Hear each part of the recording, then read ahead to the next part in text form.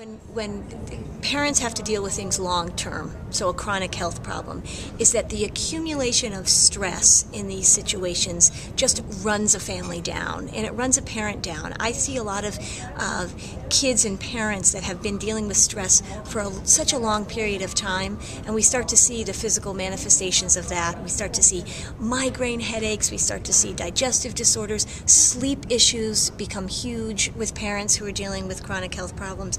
So I think that my advice really is you don't have to do a whole lot to manage stress. And I don't mean get rid of stress, I mean to manage stress, but it has to be in little increments on a regular basis. I think that people get intimidated by the fact that, oh, stress management, that means I have to go to a hour-and-a-half yoga class, or I have to go to a stress management seminar. If you take 2 minutes a day to really focus on calming your breathing, or just figuring out the best way to kind of relax your body, focus on your heart rate, focus on letting yourself just sort of go away for a while, every day, even if it's 1 minute, 2 minutes, 5 minutes, that makes a huge difference in terms of long-term impact of stress.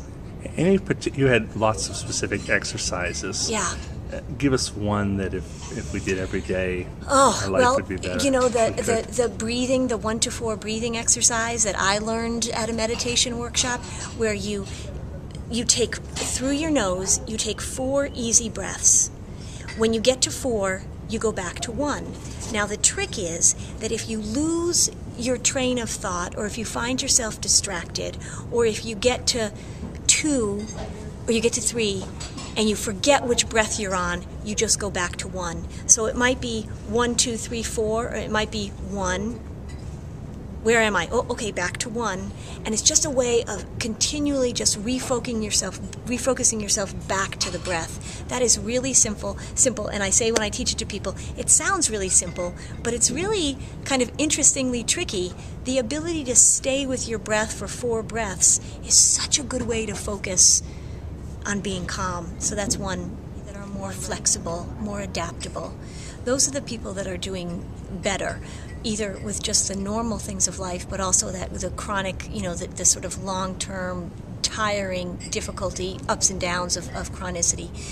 So yes, if you can be flexible, if you can be adaptable, if you know how to sort of step into it and step out of it and step into it and step out of it, I think you do better.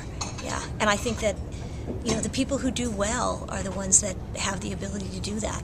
Oftentimes I see people who are not doing well. That's why they come to me. But it's such a teachable thing. And it really is not a long-term. For me, I can often see somebody 2 or 3 or 4 times and really help them just to get a few tools that allow them to do, like you say, that sort of ride that roller coaster.